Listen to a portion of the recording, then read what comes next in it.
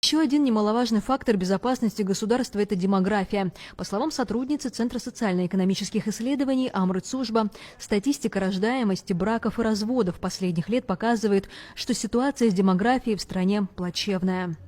Вот смотрите, у нас в 2023 году количество браков было равно количеству разводов.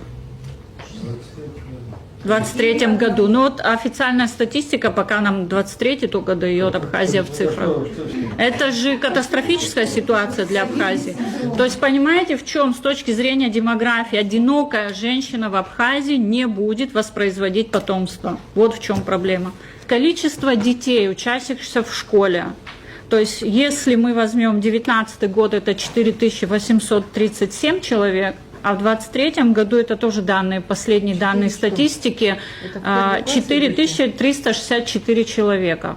То есть это по данным, то есть мы видим, что сокращение детей в школе, значит, реально мы наблюдаем этот сложившийся тренд, значит, сокращения рождаемости в нашем государстве.